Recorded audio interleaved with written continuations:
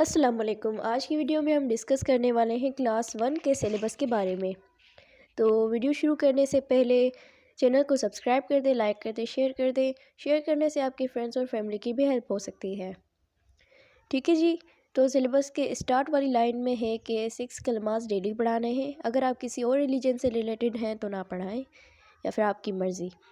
Second line पे है attendance fill करनी है और किड्स को काउंट करना है। ये एक इम्पॉर्टेंट चीज़ होती है टीचर के लिए कि पहले आप किड्स को काउंट कर लें और अटेंडेंस फिल कर दें। तो यहाँ पर हमने वीकली प्लानिंग भी की हुई है। तो मंडे के दिन आपने क्या कराना है, रीडिंग करानी है, राइटिंग करानी है। राइटिंग अगर आप बच्चे को बोर्ड पर समझाएं ना कि राइटिंग किस तरह लिखी जाती है, तो ही बच्चा जो है आगे चढ़ के मतलब अच्छी राइटिंग बना सकता है। अपनी ऐसी राइटिंग लिखे जो टीचर को समझ आए। अगर एग्ज़ाम्स में सवाल बच्चा ठीक लिखता है, आंसर ठीक लिखता है, अगर राइटिंग अच्छी नहीं है तो फिर टीचर उसको गलत भी कर सकता है। राइटिंग मस्ट होती है। उसके बाद आप उनको बुक एक्टिविटी भी करा सकते हैं। मंडे के दिन यही है। और उनको लेसन भी पढ़ा सकते हैं। ठीक है, वीक में 2 दफ़ा आपने लेसन उन्हें पढ़ाना है, एक मंडे पे एक संडे पे। ये मेरे स्कूल के लिए मैंने बनाया हुआ है वीकली प्लानिंग, क्या क्या पढ़ाना है किस दिन। आप अपने स्कूल में भी इसको यूज़ कर सकते हैं या अपना बना सकते हैं इसी नमूने को देख करके। तो ट्यूसडे के दिन आपने फिर उनको ग्रामर प्रैक्टिस करानी है। ग्रामर प्रैक्टिस और फेयर कॉपी लिखवानी है, रिमेम्बरिंग करानी है, राइटिंग पेज ज़रूर देना है। हफ्ते में उन्हें 4 दिन राइटिंग पेज ज़रूर देना है।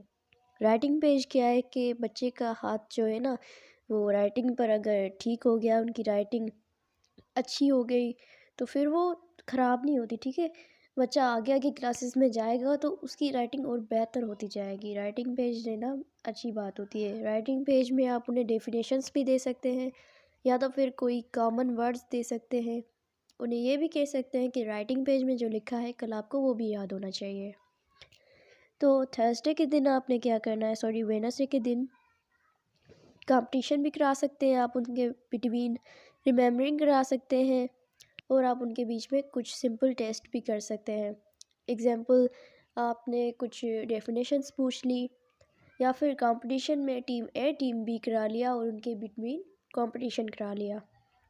थर्सडे के दिन आपने ड्राइंग करनी है, एक्टिविटी करनी है, डीआईवाई करना है, एक्सपेरिमेंट, और नॉलेज देनी है। आपने कलर्स की हैबिट्स सिखानी है, अच्छी हैबिट्स सिखानी है, मैनर्स सिखाने हैं, और भी कुछ नॉलेजेस आप दे सकते हैं। एग्जांपल, उन्हें कुछ कोई हिस्ट्री बता दें, कोई स्टोरी बता दें, या फिर कोई उनसे कोई प्रोजेक्ट भी करवा सकते हैं, या फिर आप उन्हें कोई वीडियो वगैरह भी दिखा सकते हैं। सैटरडे के दिन आप ग्रामर प्रैक्टिस करा सकते हैं, फिर फेयर कॉपी लिखवा सकते हैं। हफ्ते में 2 दिन फेयर कॉपी लिखवाना बहुत होता है बच्चे के लिए, क्योंकि बच्चा फेयर कॉपी पसंद नहीं करता। अगर आप उन्हें फेयर कॉपी लिखवाते वक्त उसकी डेकोरेशन भी कराना सिखा दें, तो फिर मतलब एक होता है ना कि फेयर कॉपी लिखने के बाद अगर वो टाइटल होता है, सब टाइटल होता है, समझो कोई भी लेसन है, कोई भी एग्जाम्पल हम ले रहे हैं, तो उस टाइटल को अगर हाईलाइट करेगा, अगर थोड़ा सा डेकोरेट करेगा, तो उसका जो ब्रेन होगा ना वो फ्रेश हो जाएगा। कलर्स देखते ही आपका ब्रेन जो है ना वो अच्छा सोचने लगता है।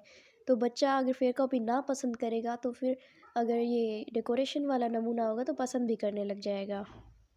फिर आपने सैटरडे के दिन, और सॉरी संडे के दिन रीडिंग करानी है, बुक एक्टिविटी करानी है, राइटिंग पेज देना है।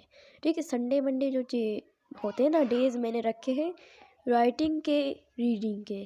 क्या रीडिंग, लेसन रीडिंग के। और मतलब आपने 2 दफ़ा याद करवाने का दिन रखना है, 2 दफ़ा पढ़ने का दिन रखना है।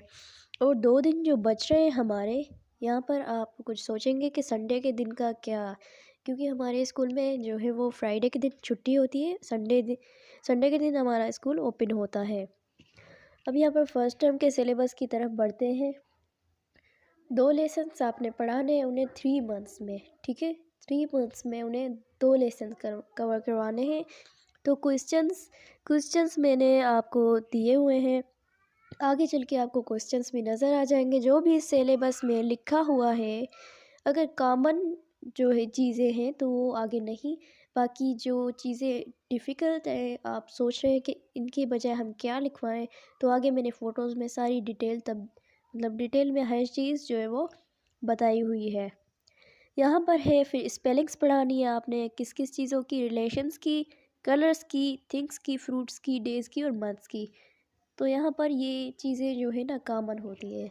ये चीज़ें अगर बच्चे नहीं पढ़ेंगे तो आगे जब चलेंगे ना वो ठीक से चीज़ें समझ नहीं पाएंगे। अगर सेंटेंस बनाना उन्हें कोई टीचर सिखाएगी आगे उनके सिलेबस में होगा तो वो नहीं कर पाएंगे, क्योंकि उन्हें सेंटेंस बनाने के लिए वर्ड्स चाहिए होते हैं। ट्रांसलेशन बच्चे को याद करवानी है, ठीक है, क्योंकि ये फर्स्ट क्लास का सिलेबस है। बच्चे को ट्रांसलेशन याद करवानी है। याद करवाने से ही उसके ब्रेन को पता चलेगा कि ट्रांसलेशन होती कैसे है। पहले आपने उन्हें बताना है ट्रांसलेशन होती कैसे है, फिर उन्हें थोड़ी थोड़ी याद करवानी है। याद करवाने से उन्हें ये याद होगा कि ट्रांसलेशन होती कैसे है। ट्रांसलेशन जो होती है वो इम्पोर्टेंट होती है। फालतू क्वेश्चन ना पढ़ाया करें लेसन्स वाले के, अहमद कहाँ गया, अहमद की माँ का नाम क्या था फलां था। तो वो क्वेश्चंस बच्चे के आगे चल के काम नहीं आते। आगे चल के कौन से क्वेश्चंस काम आते हैं वो मैंने इस वीडियो में शेयर किया। अगर आपके पास दूसरे भी क्वेश्चंस हों तो कमेंट सेक्शन में मुझे ज़रूर बताएं। अभी यहाँ पर कॉमन वर्ड्स पढ़ाने हैं। कॉमन वर्ड्स कौन कौन से पढ़ाने हैं पहली क्लास में वो भी मैंने आगे आपके साथ शेयर कर दूँगी। वीडियो एंड तक देखें, सब आपको मिल जाएगा। तो स्पेलिंग्स दूसरी पढ़ानी है डेली यूजिंग थिंग्स की। अगर घर की चीज़ों की स्पेलिंग्स पढ़ाएं तो भी ठीक है। डेली यूजिंग थिंग्स की स्पेलिंग पढ़ाएं तो वो और ज़्यादा ठीक है, क्योंकि ये डेली यूजिंग थिंग्स हम उनको सेंटेंसेस समझाने के लिए बोलते हैं। एग्जाम्पल बुक हो गया, कप हो गया, तो वो डेली यूजिंग थिंग्स है। उससे उनको जल्दी ग्रामर समझ में आएगी। मैंने ये सिलेबस सोच सोच के बनाया है, तो प्लीज़ इस पर ध्यान दें। और यहाँ पर आप वेजिटेबल्स के नेम भी बता सकते हैं, क्योंकि ये भी काम आते हैं हमें सेंटेंसेस बनाने में। जो चीज़ें काम आती हैं ना वो आपने उस फर्स्ट क्लास में सिखा देना है, ताकि जब आगे बच्चा पढ़े बढ़े तो उसे इन चीज़ों पर टाइम वेस्ट करने की ज़रूरत ही ना पड़े। आर्टिकल सिखाने हैं, ए एन इनका ये काम किया है। द आर्टिकल इसीलिए मैंने नहीं दिया क्योंकि थोड़ा वो समझने में मुश्किल होता है, वो 2 क्लास में समझ जाएंगी। अभी क्वेश्चंस जो है वो थर्ड टर्म में चेंज होंगे।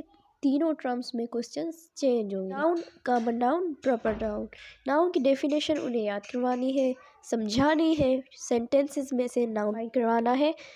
सेंटेंसेस में से नाउन को ढूंढो, ये करो वो करो, नाउन ऐड करो, रिमूव करो, उसको अपनी जगह पे रखो। ये एक्सरसाइजेज होती हैं, एक्टिविटीज़ होती हैं, तो उससे बच्चा समझ जाता है कि नाउन चीज़ क्या है, इसे इस्तेमाल कैसे करते हैं।